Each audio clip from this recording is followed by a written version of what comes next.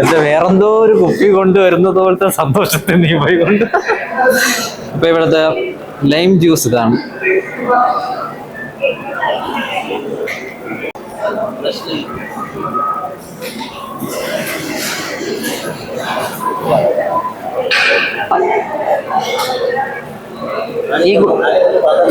അല്ല അപ്പൊ ഈ കുപ്പി നമ്മൾ കഴുകി വയ്ക്കുമോ അതോ അവര് കഴുകി വയ്ക്കുമോ?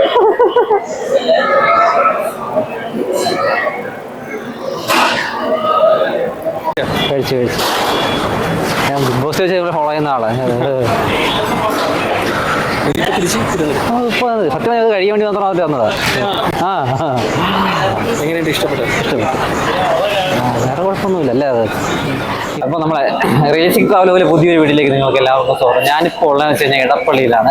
ഇടപ്പള്ളിയിൽ വന്നതെന്ന് വെച്ച് കഴിഞ്ഞാൽ നമ്മൾ ഹംഗറി മൃണാളിൻ്റെ ഹോട്ടലിൽ പോയി കഴിക്കാൻ വേണ്ടി വന്നതാണ്. എന്നെ അറിയുന്നവർക്കറിയാം, ഞാൻ എൻ്റെ സ്വദേശം വന്നിട്ട് തിരുവനന്തപുരത്താണ്. ആക്ച്വലി പറഞ്ഞാൽ ഇതിനു വേണ്ടി മാത്രമായിട്ട് ഇറങ്ങിയെന്ന് പറയേണ്ടി വരും. ഒരു ഞായറാഴ്ച കിട്ടിയപ്പം മൃണാളണ്ണൻ്റെ ഈ ഹോട്ടലിൻ്റെ വിശേഷങ്ങളൊക്കെ എന്താണെന്ന് അറിയാൻ വേണ്ടി ഇറങ്ങിയതാണ്. ഇവിടുന്ന് ഇപ്പോൾ ഇടപ്പള്ളി മെട്രോ സ്റ്റേഷനിൽ നിൽക്കുന്നുണ്ട്. ഇവിടെ നിന്നൊരു 600 മീറ്റർ മാത്രമേ ഉള്ളൂ.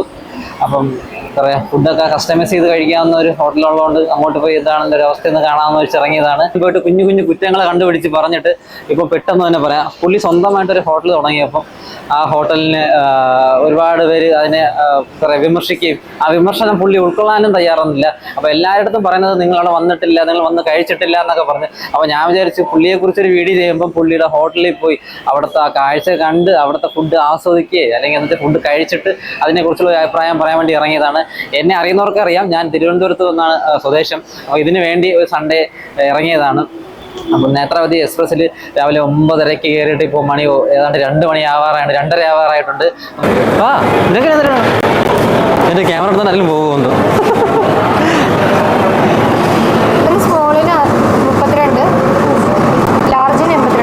രണ്ട് സ്മാൾ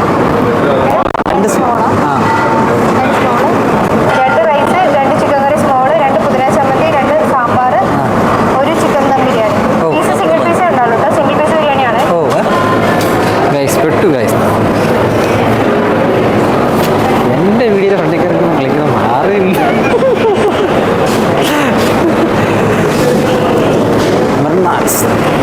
എന്നെ അങ്ങനെ അടിക്കുന്നുണ്ടോ ഇനി വന്നിട്ട്? അല്ല അതൊന്നും നടക്കൂല. കാർട്ട് മറ്റേ പരിപാടി അത് അതാ. പക്ഷെ എന്തായാലും നമുക്ക് കൊണ്ട് തരണമല്ലോ. ഇല്ല, നമ്മളോ അവിടെ പോയിട്ട് എടുക്കണം. നമ്മുടെ ടോക്കൺ നമ്പർ 7 രൂപ. അല്ല ഇത് വേറെ ഹോട്ടലിന്റെ ബില്ലിംഗ് ആണല്ലോ വരുന്നത്. നമ്മളെ ഹംഗറി മൃണാളിൽ വന്നിട്ടെ rice 2 small portion chicken curry, പുതിന ചമ്മന്തിയും 2 സാമ്പാർ, ഒരു ചിക്കൻ ബിരിയാണിയും ദം ബിരിയാണിയും ഒരു സിംഗിൾ പീസ് വാങ്ങിച്ചതിന് 334 രൂപ. ഒരാൾക്ക് 150 രൂപയ്ക്ക് മേളിലാവും. പക്ഷെ സത്യം പറഞ്ഞാൽ ഒന്നുമില്ല ഇതില്. നോക്കാം. നല്ല ആംബിയൻസും എ സി കൊണ്ട് ഫുൾ ഗ്ലാസ് ആണ്. ഇത്തിരി ചൂടാണെന്നല്ലേ. 265 245 ആയതേ ഉള്ളൂ ടോക്കൺ നമ്പർ. ഇന്നിപ്പോൾ വീണ്ടും ഒരു സംശയം. നമ്മൾ കുറച്ച് സാധനങ്ങളൊക്കെ ഓർഡർ ചെയ്തത്, പക്ഷെ ഇനിയിപ്പം ഇവിടെ ടേബിളിൽ സാധാരണ ഗ്ലാസും വെള്ളവും അങ്ങനെയൊന്നുമില്ല. ഇനിയിപ്പോൾ കുടിവെള്ളത്തിന് പ്രത്യേകം പൈസ അത് അറിഞ്ഞൂടാ. അതിന് നമ്മൾ ഓർഡർ ചെയ്തതേ ഉള്ളൂ. നമുക്ക് നമ്മളെ സജസ്റ്റ് ചെയ്യുന്നില്ല. അതായത് നിങ്ങൾ ഇന്ന സാധനം മേടിക്കുമോ, നിങ്ങൾ ഇന്ന കോംബോ എടുക്കുമോ എന്നൊന്നും പറയുന്നില്ല. എന്ത് വേണമെന്നാണ് ചോദിക്കുന്നത്. അപ്പോൾ നമ്മൾ മൊത്തത്തിലൊരു കൺഫ്യൂഷൻ ആവും. അതായത് ഞാൻ വിചാരിച്ച ചോറും ചമ്മന്തി മാത്രം കഴിക്കാൻ വേണ്ടി വരണം എന്നൊരു കൺസെപ്റ്റാണ് നിങ്ങളടുത്ത് പറയണമെന്ന് വിചാരിച്ചിട്ടുണ്ട്. എന്നുവെച്ചാൽ ഇത്രയും ദൂരം വന്നിട്ട് ചോറും ചമ്മന്തി കഴിച്ചു. ഞാൻ അവിടെ വെച്ച് ഒരു ചിക്കൻ കറിയും കൂടെ ഓർഡർ ചെയ്തു.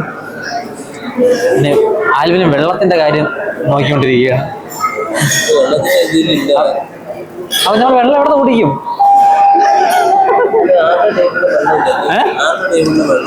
ആ ടൈമിലും വെള്ളമില്ല. അപ്പൊ മറ്റേ വെള്ളം കുടി ഒരുപാട് ചില ഹോട്ടലുണ്ട് വെള്ളം ജ്യൂസേ ഉള്ളു കേട്ടോ ഇവിടെ. ഫ്രഷ് ലൈം വാങ്ങിക്കും.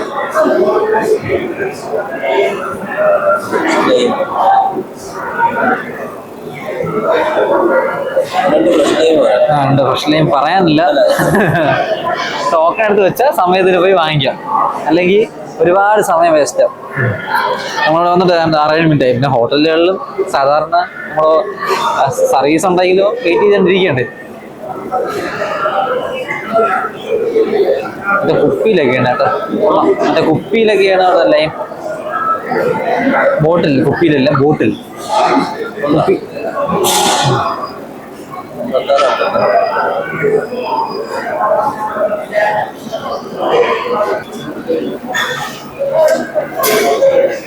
$270 തന്നില്ല നമ്മള്.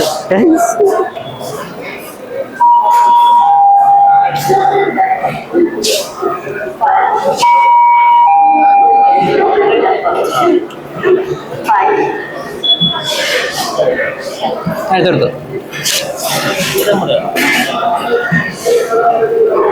ഇത് നമ്മുടെ ഇത്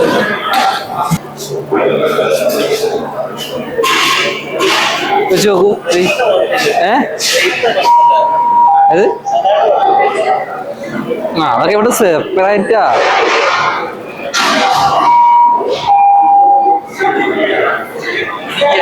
ഇരിക്ക.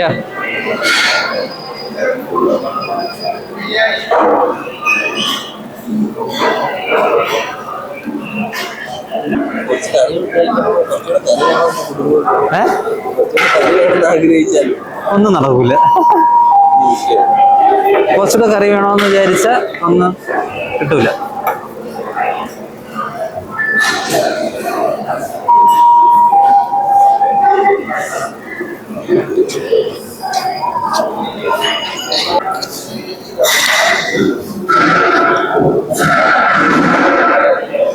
ഭയങ്കര ബഹളം.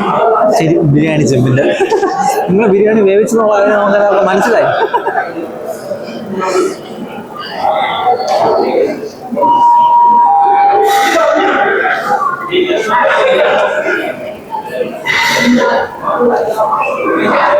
ഗുരുമതിയെ റെയിൽവേയിലെ ടിക്കറ്റ് ഒക്കെ എടുക്കാൻ വേണ്ടി നിൽക്കുന്ന പോലത്തെ ഒരു അവസ്ഥ ഇപ്പോൾ കേട്ടോ. നല്ല തിരക്കുണ്ട് കേട്ടോ.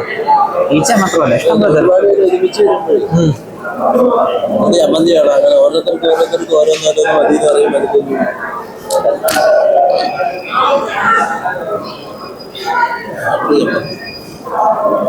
ഞാൻ ചുമ്മാ കാണാൻ വേണ്ടി തിരുവനന്തപുരത്ത് വരുന്ന.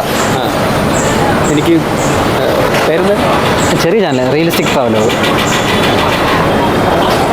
നിങ്ങളുടെ വീഡിയോ ഞാൻ കാണാറുണ്ട്. അത്യാവശ്യം രസമുണ്ട്. നല്ല കഴിച്ചു ഞാൻ ബിഗ് ബോസ് വെച്ച് ഫോളോ ചെയ്യുന്ന ആളാണ്. സത്യം അത് കഴിയാൻ വേണ്ടി മാത്രം അവർ വന്നതാ. എങ്ങനെയുണ്ട്? ഇഷ്ടപ്പെട്ടു. വേറെ കുഴപ്പമൊന്നുമില്ല. അല്ലേ, അത് ഈ ഫുഡിൻ്റെ നമുക്ക് കിട്ടൂല എന്നുള്ള വിഷമമില്ല. നമ്മൾ കുറേ സാധനം ഉണ്ടല്ലോ. ഇപ്പോൾ എന്താണ് ചോദിച്ചതെന്ന് വെച്ച് കഴിഞ്ഞാൽ നമുക്ക് രണ്ടത് കറി വേണ്ടി വന്നാൽ നമ്മൾ എന്ത് ചെയ്യുന്നത്, അത് മാത്രമേ ഉള്ളൂ. അല്ലാതെ തിരുവനന്തപുരത്ത് കാലി ആറ്റുവല്ലെന്ന് പറയും. ഇവിടെ ഞാൻ ആറ്റുവലിൻ്റെ അടുത്ത് അങ്ങോട്ട് പോകും. ഞാൻ ആക്ച്വലി ഫുൾ ടൈം വ്ളോഗറൊന്നും അല്ല, ഞാൻ വർക്ക് ചെയ്യാൻ ഗ്രാമീൺ ബാങ്കിൽ. അപ്പം ജസ്റ്റ് ഇങ്ങനെ അവധി ദിവസങ്ങളെ കിട്ടുമ്പോൾ അങ്ങനെ ഇറങ്ങാറുണ്ട്. Okay, thank you. ശരി. എറണാകുളത്ത് നിന്ന് ഫുഡൊക്കെ കഴിച്ച്, മൃണാളിൻ്റെ ഹോട്ടലിൽ നിന്ന് ഫുഡൊക്കെ കഴിച്ച്, സായി വിഷ്ണു ബിഗ് ബോസ് അല്ല ഒരു ഇതായിരുന്നു, ഒരു എന്താ പറയുക, പങ്കെടുത്ത ഒരാളൊക്കെയാണ് അതിൻ്റെ ഒരു കാര്യങ്ങളൊക്കെ നോക്കി നടത്തുന്നത്. ആ പുള്ളിയെ ജസ്റ്റ് ഒന്ന് പരിചയപ്പെട്ട് തിരിച്ചു വന്നു. നല്ല മഴയായിരുന്നു. 4:20 ട്രെയിനിൽ ഇങ്ങോട്ട് തിരിച്ചു വന്നപ്പം 9 മണിയായപ്പോൾ തിരിച്ച് വീടെത്തി. അതിന് വരുന്ന വഴിക്ക് തന്നെ പുള്ളിയുടെ വേറൊരു ഹോട്ടലിൽ, മെട്രോ എടപ്പള്ളിയില്ല, വേറൊരു ഹോട്ടലിൽ പുഴു എന്തോ കണ്ടതുകൊണ്ട് ഭയങ്കര വിഷയമായി.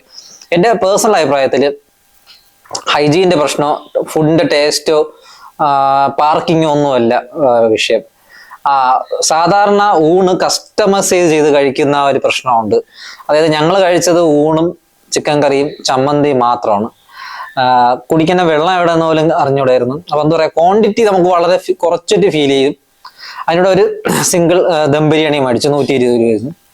അപ്പം ഒരു ഊണ് ഫുള്ളായിട്ട് കസ്റ്റമൈസ് ചെയ്ത്, അല്ലെങ്കിൽ ഫുൾ ഓപ്ഷൻ ഊണെന്ന് തന്നെ പറയാം, അതിന് ഏകദേശം 200 രൂപ അടുപ്പിച്ച് വരും. തോരനൊക്കെ 20 രൂപ വെച്ച്, സാമ്പാർ 20 രൂപ വെച്ച്, ചോറ് 20 രൂപ വെച്ച്, അങ്ങനെ മൾട്ടിപ്ലൈറ്റ് പോകുമ്പം ഏതാണ്ട് 100-200 രൂപ അടുപ്പിച്ച് വരും. പക്ഷെ കുറച്ച് മിനിമൽ ആഹാരം കഴിക്കുന്ന, ഡെയിലിയൊക്കെ ഇപ്പം റൂട്ടിലൊക്കെ പോകുന്ന, അല്ലെങ്കിൽ അങ്ങനെ പോകുന്നവർക്ക് കുറച്ചുകൂടെ കസ്റ്റമൈസ് ചെയ്ത് കഴിക്കാൻ പറ്റും. ഞങ്ങളിന്ന് കഴിച്ചതുപോലെ ഒരു ചോറും എന്താ പറയുക ചമ്മന്തിയും ചിക്കൻ കറിയും മാത്രമായിട്ട് കഴിച്ച ഇത്ര 60 രൂപയ്ക്കകത്ത് ഒക്കെ ആവത്തുള്ളൂ, അല്ലെങ്കിൽ 40 ആ റേഞ്ചിനൊക്കെ ആവും. പപ്പടത്തിന് 7-8 രൂപ. അങ്ങനെ ഈ കസ്റ്റമൈസേഷൻ ക്വാണ്ടിറ്റി ഒരു വിഷയമാണ്, അതൊരു നെഗറ്റീവ് തന്നെയാണ്. അല്ലെങ്കിൽ നിങ്ങൾ അതിനൊരു കോംബോ ആക്കി കൊടുക്കണം. പുളിശ്ശേരി അടങ്ങുന്ന ഒരു കോംബോ, അല്ലെങ്കിൽ സാമ്പാറും പായസവും അടങ്ങുന്ന ഒരു കോംബോ, ചിക്കൻ കറിയും പായസവും അടങ്ങുന്ന ഒരു കോംബോ എന്ന് പറഞ്ഞ് ഇത് നമ്മൾ ചെന്ന് നമുക്ക് കൺഫ്യൂഷൻ തന്നെ ആവും എന്തൊക്കെ വേണമെന്ന്. ഒരുപാട് പേര് അങ്ങനെ കൗണ്ടറിൽ, എന്താ പറയുക, റെയിൽവേയിലെ കൗണ്ടറിൽ ക്യൂ നിൽക്കുന്നത് പോലെ ക്യൂ നിന്നിട്ട് ഇങ്ങനെ ക്യൂ നിന്ന് കൺഫ്യൂഷൻ അടിച്ചുകൊണ്ടേ ഇരിക്കുകയാണ് ഒരാൾക്ക് എന്ത് വേണം എന്നുള്ളത്.